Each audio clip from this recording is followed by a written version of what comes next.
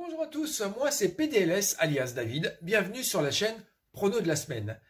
La chaîne d'avis sportif 100% gratuite. Si vous venez d'arriver sur cette chaîne, alors soyez le ou la bienvenue et installez-vous confortablement. Nous sommes à ça des 1350 abonnés. Un point sur notre dernier bilan. Alors oui, il ne nous est pas très favorable. On a eu un 0-0 lors du début mancunien et ensuite la jolie victoire du Real de Madrid face à l'Atlético. Bravo TG et bravo à Dams Prono que je salue de loin. Il faut assumer. Alors on assume. Il est facile de crier haut et fort en cas de victoire et de rester discret, de la faire muette lors d'une défaite. Ici, on dit tout. Allez, aujourd'hui, on va essayer quelque chose de nouveau. Je ne sais pas si ça va marcher et je compte sur vous pour me dire ce qu'il en est. Donnez un avis sportif sur 10 matchs de Ligue 1 mercredi. Nous avons déjà Débrief Prono Foot et Julien Bien qui sont sur le sujet. Je sais que je ne suis pas du même calibre que ces youtubeurs de génie, il faut le dire. Mais je me dis, pourquoi pas moi? Je suis pas plus bête que les autres. Faisons une fois l'essai ce soir. Allez, pourquoi pas essayer? Alors, pour ne pas faire trop durer la vidéo, chaque match a été bien sûr analysé en amont et donc vous n'aurez qu'une partie en résumé. On va commencer par la rencontre avec Angers-Strasbourg. Je pense que c'est le match le plus difficile à pronostiquer pour cette journée. À cette heure-ci, Angers est actuellement 7e au tableau, sur une meilleure dynamique que Strasbourg, positionné à la 16e place. Bon, les Angevins, tout comme Strasbourg, ont fait tous les deux victoires d'affilée consécutives, mais ont arrêté le week-end passé en faisant malheureusement un nul de chacun de leur côté. Pour cette rencontre, je pense que les forces en présence sont les mêmes de part et d'autre. En homme fort, nous avons Ayork et Diallo pour Strasbourg, et du côté angevin, on a Traoré, Fellaini et Bauken. Et je dirais que pour ce match, victoire d'Angers, Dronobet, avec un petit coucou à projection virtuelle. Ben oui, bien que Strasbourg nous a fait un joli 4-0 face à Nantes récemment, je veux bien croire à la belle étoile des Angevins qui auront la possibilité de prendre ces 3 points. Allez, ensuite, c'est le match des opposés. On a Lille qui est en première position, qui se déplace tout simplement à Dijon, lanterne rouge. Lille est sur une très bonne dynamique et qui est actuellement en première position du classement général à égalité de points avec l'OL. Oui, c'est vrai, le LOSC ne se déplace pas aussi bien que lorsqu'il joue à la maison avec ses 2 victoires, 3 nuls et sa défaite, mais ça reste quand même du solide face à une pâle équipe de Dijon. Qui sait, elle pourrait réagir si la moutarde lui monte au nez, avec seul Baldé ou Ball dans le top 50 des meilleurs buteurs. Je les vois mal lutter contre les hommes du Schnorr avec Bamba, Yilmaz ou Yezedje. Je ne vois pas d'autre résultat que la victoire lilloise pour cette rencontre. Allez, Montpellier-Metz. Montpellier nous fait une jolie prestation par rapport à l'année passée, actuellement en 5e position avec 25 buts marqués pour 21 encaissés. Avec seulement 2 matchs nuls, que s'est-il passé dans cette équipe montpelliéraine? Donnez-moi des news. Pour cette rencontre, je donnerai l'avantage aux locaux. Pourquoi? Parce que Metz est à côté de la plaque depuis au moins 5 rencontres. Je les sens complètement perdus. Mavidi, Mendes ou Laborde ont réalisé une superbe prestation face au Lensois le week-end passé. Sans le Sénégalais Niané, je ne pense pas que Metz ne pourra faire malheureusement grand-chose. Donc pour moi, une belle victoire montpelliéraine. Nîmes-Nice, les crocodiles sont à la 18e place, donc relégables. Les Niçois, tout simplement en milieu de tableau, avec au moins 7 unités de différence. Ces 2 équipes se sont mangées des gamelles, mais je veux croire en la victoire de Nice, qui, je pense, grâce à leur match en Europa League, a dû les faire grandir à tous les points, et ont pu souffler surtout depuis. Aussi, il y a beaucoup d'absents dans cette équipe nîmoise. On a Benrahou, Briançon, Donquet, Després, Martinez, Melling, Valerio. Et Nice reste quand même sur 2 victoires consécutives face à Nîmes. Je me dis pourquoi pas 3 et pourquoi pas un score correct de 1-0. Allez, ensuite on va passer à la rencontre Reims-Nantes. Alors si je pense que tout peut arriver également, mais j'ai prévu de jouer quand même le plus de 0,5 buts pour Nantes.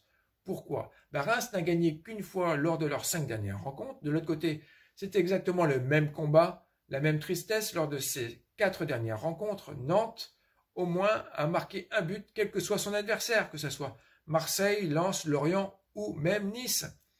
Reims n'a pas forcément la meilleure défense avec 8 buts en 6 rencontres. Je pense qu'il devrait y avoir quand même de la place pour les Canaries. Et pourquoi pas un but du jeune Touré? Allez, nous y voici à la 6e rencontre qui n'est autre que les Girondins qui reçoivent l'équipe des Verts de Saint-Étienne. On le sait tous, les Verts sont à la ramasse, alors que Bordeaux est dans une très bonne dynamique avec un Ben Arfa que je ne vais pas dire en feu, mais un Ben Arfa qui se défend. Aujourd'hui, soyons honnêtes. De plus, les Girondins ont la meilleure défense du championnat alors que Saint-Étienne a la pire attaque du championnat à l'extérieur avec simplement 6 buts pour cette rencontre. C'est pour ça que je suis assez confiant pour la victoire des Bordelais qui sont plus en dedans. Je n'irai pas vraiment chercher compliqué pour cette rencontre. Ensuite, OL Brest. À noter que les Lyonnais restent quand même sur 11 matchs invaincus. Et bien sûr, invaincus à domicile.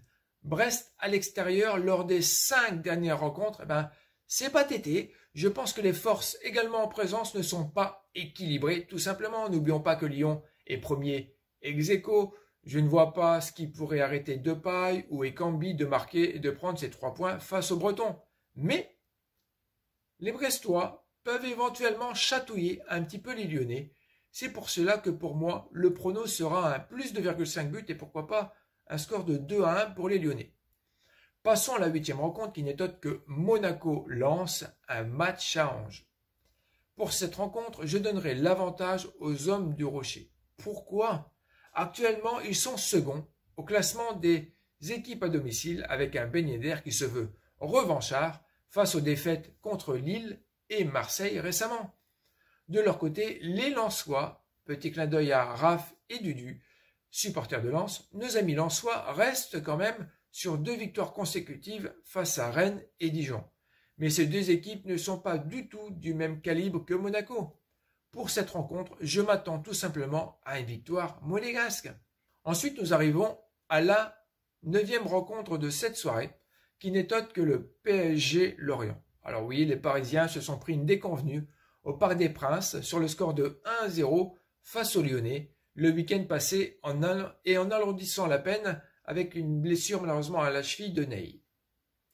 Bien que les Lorientais restent sur une victoire face aux Nîmois, je les vois très mal rivaliser avec un PSG qui a beaucoup de choses à montrer à travers toutes les critiques qu'ils ont pris dans la gueule depuis dimanche. Je m'attends à une réaction de Kylian Mbappé qui pour moi sera buteur. En même temps, les fans attendent aussi une réaction de leur chouchou parisien. Car pour cette rencontre, attention là quand même, je vous avertis à la cote de 1,10 pour la victoire de Paris, qui pour moi peut être un piège. Allez, tout doucement, on arrive à la dernière rencontre de cette journée, et pas des moindres avec l'équipe de Rennes qui recevra l'équipe de l'OM. Et oui, Marseille, on en parle de partout, et ils sont sur 6 victoires consécutives en championnat. Oui, je pense qu'aujourd'hui, il faut faire table rase des résultats minables, malheureusement il faut le dire, qu'ils ont eu en Ligue des Champions. Je pense qu'il faut arrêter, voilà, si ça a pu les faire grandir, tant mieux, mais autant rester concentré sur notre beau championnat. Thauvin et ses hommes sont actuellement à la 4e position du tableau, sachant que derrière, pas très loin, à 5 points, on a Rennes. Mais n'oubliez pas quand même que l'OM a 2 matchs de retard, donc qui pourraient être éventuellement leaders dès qu'ils auront joué ces 2 matchs de retard. Sauf que, qui dit jouer 2 matchs en retard, dit moins de journées de récupération lors de ces rencontres. On entend partout que les Marseillais sont fatigués en regardant un peu les forces en présence du côté rennais. Et Marseillais, je pense que cette rencontre pourrait tout simplement finir sur un nul. Mais bien que Thauvin ou Benedetto ont l'air d'être en forme, n'oublions pas que de l'autre côté, nous avons toujours Aguerre, Da Silva et Ounou qui, eux, se débrouillent pas mal non plus.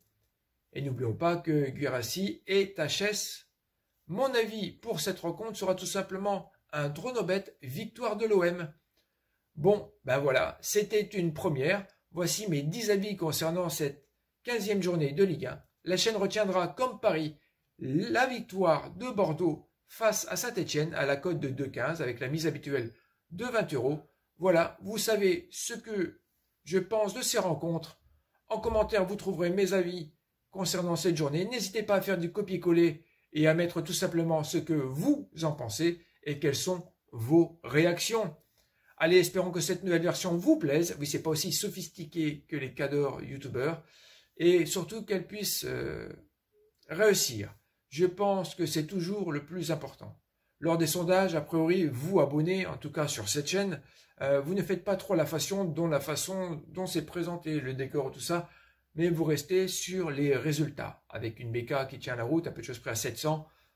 Passerons-nous les 100 likes sur cette vidéo et la barre des 1350 abonnés, la balle est de votre côté. Alors n'hésitez pas à me dire ce que vous en pensez, soyez critiques. Les collègues youtubeurs, allez-y, n'hésitez pas. Merci de votre fidélité, passez une bonne fin de semaine, prenez soin de vous, prenez soin des vôtres, bye.